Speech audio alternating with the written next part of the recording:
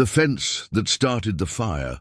When I bought my property in Pine Ridge Estates, I thought I had finally found peace. The house sat on the corner lot, framed by tall oaks and a small creek that whispered behind the backyard. The neighborhood was picture perfect. Green lawns, white fences, and neighbors who waved even when they didn't mean it. But what no one warned me about was the HOA board, the self-appointed rulers of suburban hell. I built my security fence after a string of break-ins around the area. My wife, Hannah, had been nervous ever since someone tried to steal tools from our garage. I didn't want to take chances. I hired a licensed contractor, submitted the paperwork to the county construction office, and got an official permit stamped and approved. It wasn't anything flashy, just a 6-foot cedar fence designed to match the neighborhood aesthetic. A week after it was installed, I came home to find a bright orange HOA violation notice taped to my mailbox. Unauthorized structure. Must be removed within 10 days or subject to fine. At first, I thought it was a mistake. I called the HOA office and left a polite voicemail. No response. 2 days later, I attended their monthly meeting in the community center, thinking we'd clear it up quickly. The board sat behind a folding table like judges in a small-town trial. Karen Bishop, the HOA President, was front and center, a woman with a permanent frown that could curdle milk. "Mr. Thompson," she began, "we received multiple complaints about your fence. It violates Section 14 of the HOA Architectural Guidelines. You never obtained board approval. I placed the construction permit on the table. I did everything by the book. The county approved it. You can call the permit office if you need to." Karen's smile was paper-thin. "The HOA approval is separate from county approval. You skipped our process." "That's not true," I replied calmly. "The HOA website says county permits are required. It doesn't mention an additional step for fences." The board members exchanged glances. Karen's face twitched. "We'll look into it. In the meantime, you're still in violation."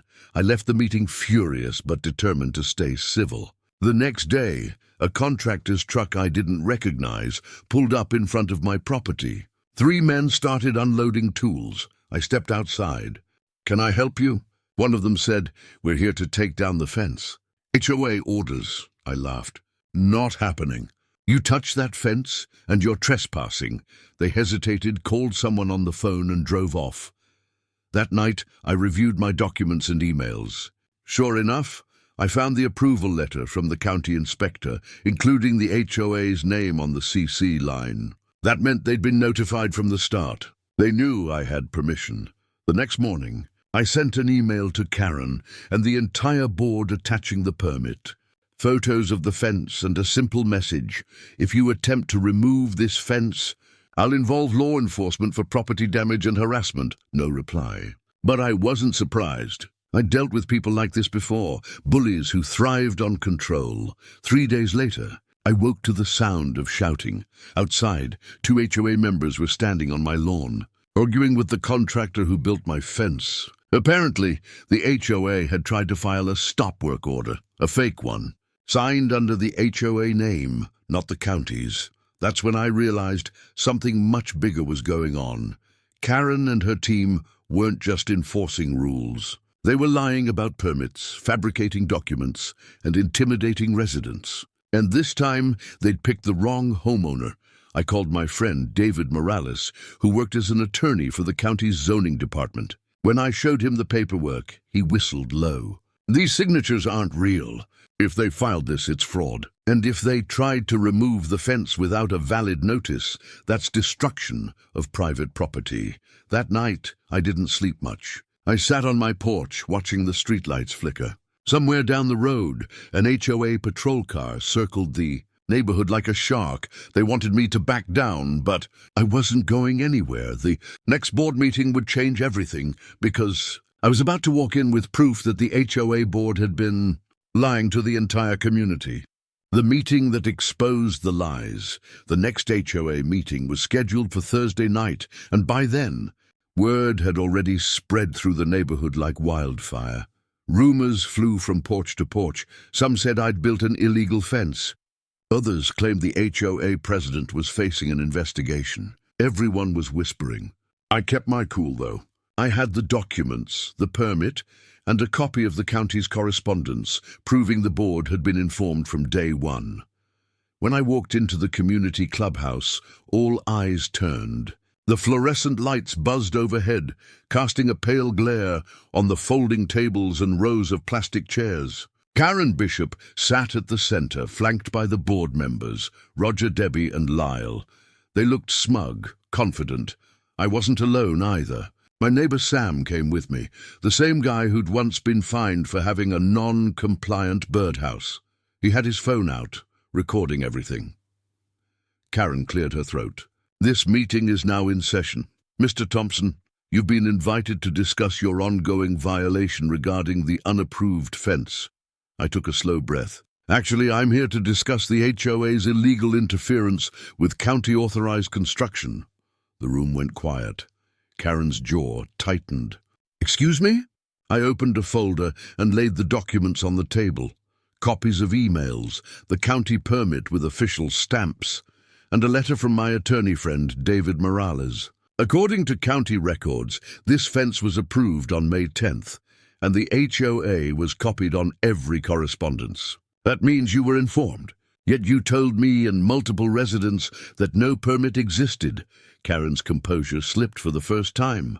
That's incorrect. The HOA didn't receive that documentation. Really? I slid another sheet toward her. This email chain shows your personal HOA email address on the CC line right next to the county zoning office. Unless someone hacked your inbox, that's your acknowledgement. Roger, the vice president, leaned forward. Even if the county approved it, the HOA's rules are separate. You still need our design approval. I smiled slightly. Good point. Except the HOA's architectural guidelines were updated last year, and the section you're citing was removed. I printed the new version from your own website. The silence that followed was heavy, uncomfortable. Debbie, the treasurer, avoided eye contact. Lyle shuffled papers nervously. Karen tried to recover. This meeting isn't a court. We're simply enforcing community standards. I leaned forward. No, you're abusing authority. You fabricated a stop work order using the HOA's name without county authorization. That's a crime. I've already filed a report with the sheriff's office and sent the paperwork to the county legal department. You could have heard a pin drop. Karen's pen snapped in her hand. Roger muttered something under his breath. The residents in the back, once silent observers, began whispering, shifting uncomfortably. Then Sam, still recording, stood up. I was fined last year for building a fence just like his, he said. You told me it violated the same rule. So what's the truth, Karen? Did you lie to us too? Debbie spoke up quietly. We were told to enforce those rules, but I never saw the actual documents. Karen's glare could have cut glass. Debbie, that's enough. But the dam had already cracked. Another resident, Martha, raised her hand. My husband was told he couldn't install solar panels because of a pending review. Was that a lie too? The questions came faster than Karen could answer. One by one, residents stood up, each with their own story of fines, warnings, or false claims. The tension turned electric. Karen slammed the gavel. Enough, this meeting is adjourned. I didn't move. No, it's not. Not until the board admits they misled this community. Her eyes flashed with fury. You think you can come in here and threaten the HOA? I don't need to threaten, I said, standing tall. I have proof. I turned toward the crowd. The county inspector confirmed the HOA tried to override an active construction permit, a felony offense if proven intentional. I've submitted everything to the authorities. From now on, I suggest every resident demand transparency for every rule, every fine, and every so-called violation. Karen looked like she wanted to scream, but the board members beside her looked pale. The meeting broke into chaos, voices rising, people shouting questions, others filming. I walked out as the noise roared behind me. The cool night air felt different, lighter, like justice was finally breathing again. Outside, Sam grinned. You think she's done? I shook my head. No, but she's cornered, and cornered people make mistakes. That night I received a message in my mailbox. No name, no return address. Just a folded note that read, "You're making a big mistake. Stop digging before it gets worse. I stared at it under the porch light. They weren't finished, not by a long shot, but neither was I. Next time I'd bring out the final proof, the construction permit audit that would expose every lie the HOA board had buried. The permit audit that destroyed the HOA. The morning after I found the warning note, I knew things had shifted. The HOA had stopped pretending this was about a fence.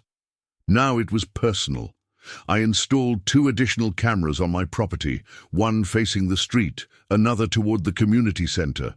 My wife, Hannah, was nervous but calm. We'd both agreed there was no backing down now. A week later, I got a call from David Morales, my friend from the county zoning department. His tone was serious. "You were right. We pulled the records for Pine Ridge Estates. There's a pattern. Fake permit denials, forged signatures, and altered correspondence. Someone on that HOA board has been intercepting county mail for at least 2 years. I stood still, gripping the phone. You mean they've been faking documents? Exactly. The HOA's account listed in county communications belongs to a personal email, not a registered HOA contact. Whoever's behind this was rerouting messages to look official. That was the smoking gun. We arranged for a county audit. For 2 weeks, officials quietly reviewed every file connected to Pine Ridge Estates. They cross-checked dates, signatures, and approval stamps. The deeper they dug, the worse it got. Dozens of residents had been fined or denied improvements based on fabricated letters.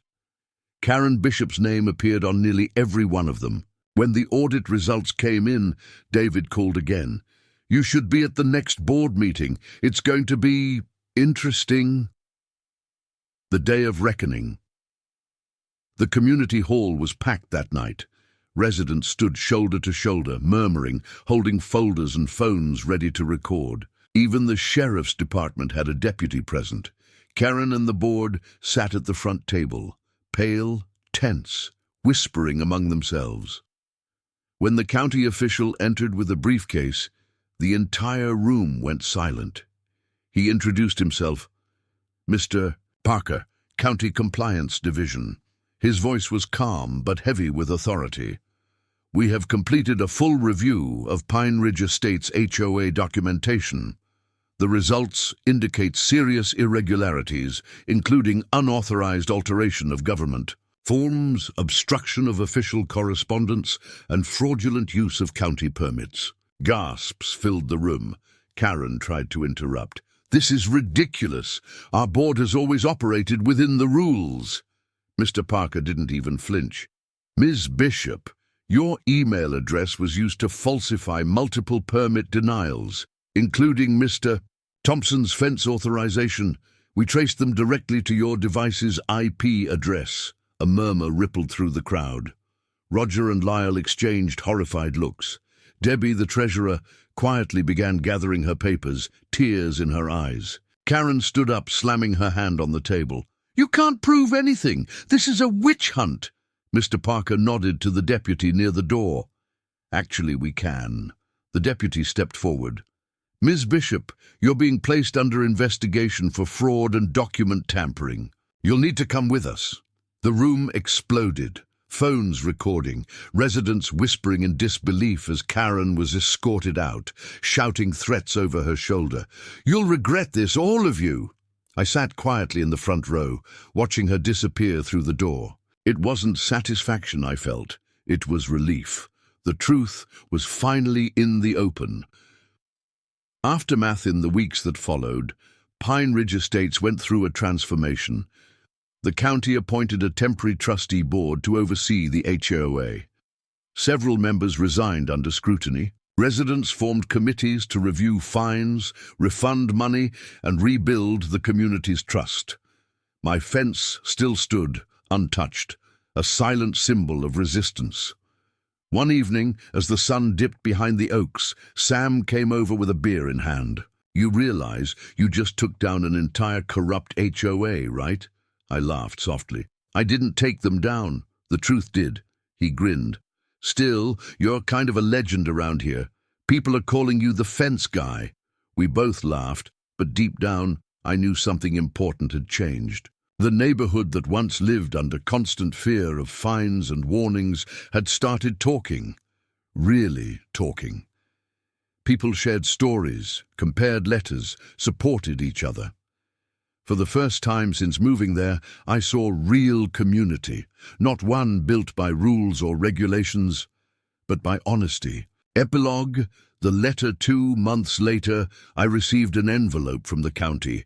Inside was a simple document, a certificate of compliance, officially recognizing my fence as lawful, permanently approved, and exempt from any future HOA interference. But that wasn't all.